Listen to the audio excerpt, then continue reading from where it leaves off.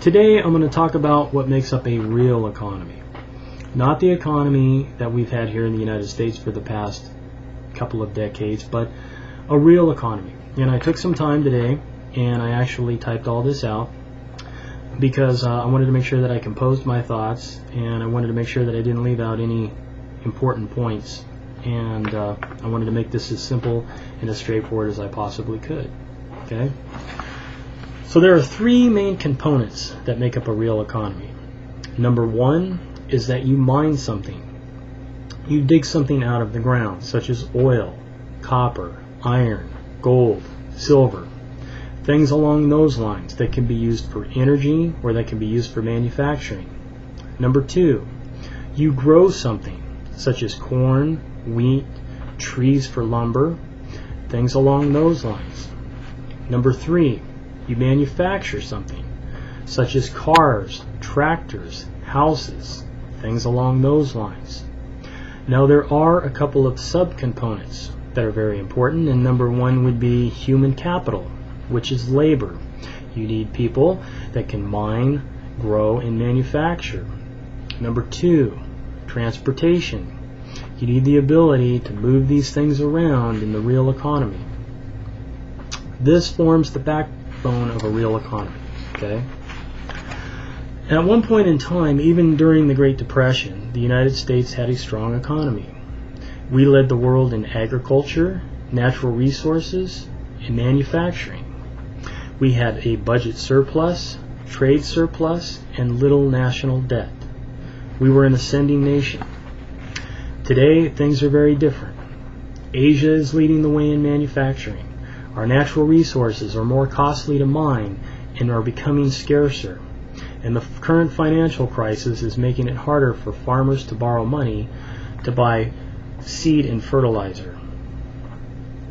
There are a lot of things that have transpired over the years that put us where we are today, but that is a history lesson for another time. What I can tell you is that we have taken on over the years a tremendous amount of debt, both as a nation and as people. Debt is nothing more than demand on future human capital. We consume today and work to pay for it later. But the only way debt can be paid off is through production, one of the three ways mentioned earlier. As you have noticed, unemployment has been skyrocketing. This is because we have had false prosperity for many years because our economy has been based on borrowing and spending. We have pulled demand for goods and services so far forward that people are unwilling or unable to take on any more debt. When debt becomes too great compared to the income available to service it, you get a recession, or worse, a depression. GDP will contract back to equilibrium where income to debt is manageable.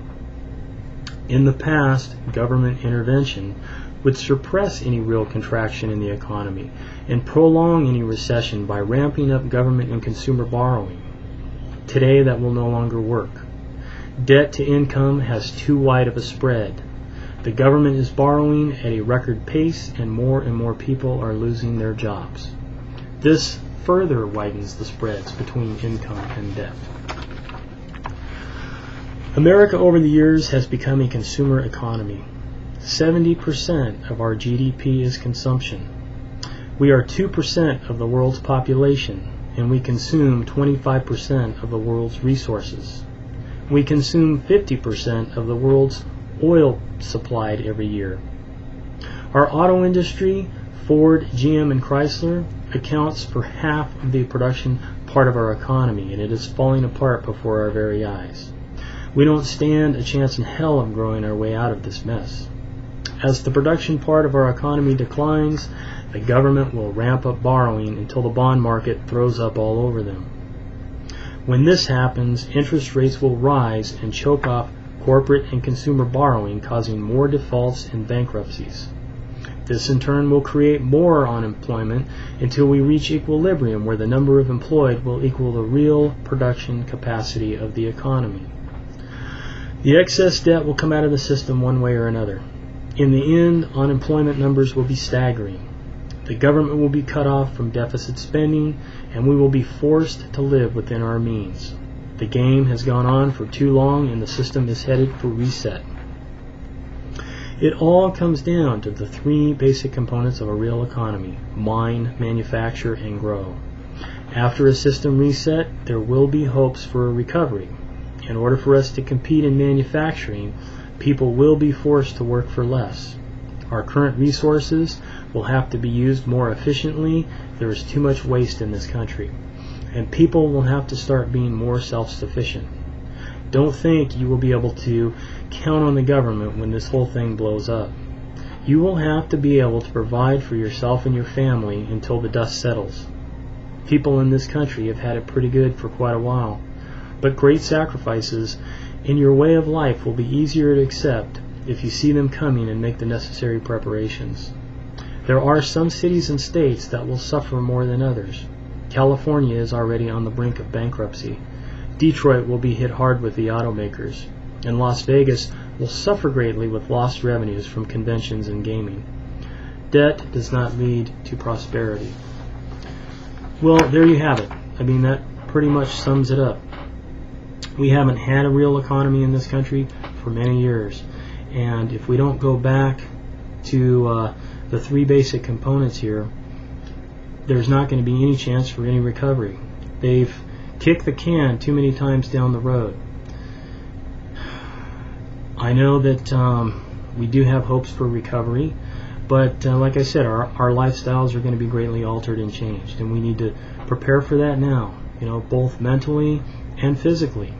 And I'm going to be making a video here shortly where I'm going to go into how I've been making preparations, and like I said, just give you guys some advice, and I think now is the time, definitely. I don't know from one day to the next. I keep a very close eye on the bond market, and with what's been going on lately with the closures that are going to be taking place with these auto dealerships, I'm already hearing some of the people that are not thrilled at all. And like I said, the impacts it'll have on local economies is going to be pretty devastating. Everything from advertising, to the local restaurants, to the body shops, the parts dealers, right on down the line. So anyway, thanks for tuning in, and look forward to your comments. Thank